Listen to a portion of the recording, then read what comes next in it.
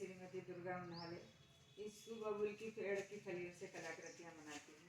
जब मैंने इन कलाकृतियों को बनाना शुरू करा तो क्या होता है, जब हम कोई नया काम शुरू करते हैं तो हमारे जीवन में बहुत सारे लोग ऐसे होते हैं जो आपको पॉजिटिव थॉट भी देते हैं कि नहीं, हाँ ऐसा हो सकता है। कई लोग ऐसा होते हैं जो बोलते हैं अरे इससे तो हो ही नहीं सकता है। तो और हमें जब हम अपना मिशन एक लक्ष्य निर्धारित कर लेते हैं तो हमें इन बातों पर ध्यान नहीं देना चाहिए। जब मैं ये फलियों से कलाकृति बना रही थी तो हमारे अंकल थे चेतन दास जी रायखेरे, ये भोपाल में रहते थे वो। और वो जब उन्होंने देखा कि फली से कलाकृतियाँ बना रही तो उन्होंने मुझे ये पहली बार में यही बोला कि आप तो बनाओ, एक न एक दिन तो बनेगा। मैं 4-5 साल तक लगातार बनाती रही पर कुछ नहीं बना। पर वो हमेशा आते थे और बोलते थे कुछ बना क्या तेरे से?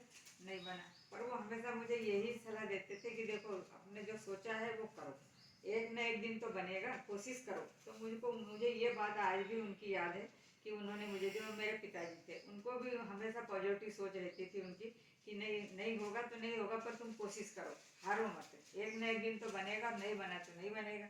और जब मैंने कलाकृतियों से छोटी सी एक कलाकृतियाँ बनाई शुरू में 4-5 साल तक जब बनाई तो मेरे अंकल आके ये कलाकृति ले गए और उनके ऑफिस भी ले गए। वो MPB में काम करते थे और वहाँ उन्होंने इस कलाकृति को दिखाया भी और वो बहुत खुश हुए। छोटा सा मैंने बनाए थे, जब इतने बड़े बड़े पीस नहीं बन पाए थे, जो ये लगे इतने बड़े नहीं थे, बहुत छोटे थे, तो उनको बड़ा अच्छा लगता था कि नहीं एक दिन इससे भी अच्छा बनेगा। पर क्या हुआ, जब वो मैंने एक 2005 में एग्जीबिशन लगाई समन्वय भवन में, उस वक्त तो वो नहीं रही तो मुझे बहुत दुख हुआ उस बात का कि आज वो नहीं है। पर हमने उनकी प्रेरणा के स्रोत मान के उस एग्जीबिशन में उनका एक फ़ोटो रखा कि इन्हीं की सलाह से मैंने ये इतना बड़ा काम किया और बनाया। क्योंकि मुझे उस वक्त उनकी बहुत याद आई थी कि देखो आज उन्होंने इतनी सलाह दी और आज वो हमारे साथ नहीं है। तो ये काम में क्या होता है कि जब हम कोई भी नया लक्ष्य निर्धारित करते हैं तो हमारे साथ बहुत सारे लोग जुड़े होते हैं। उनकी सोच होती है कि नहीं हो सकता, किसी की सोच हो सकती है, होता है।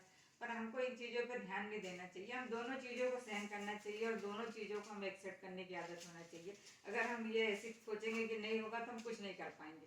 ये देखिए, ये कलाकृति है, ये देखिए, ये विश्व बबूल की है, ये देखिए,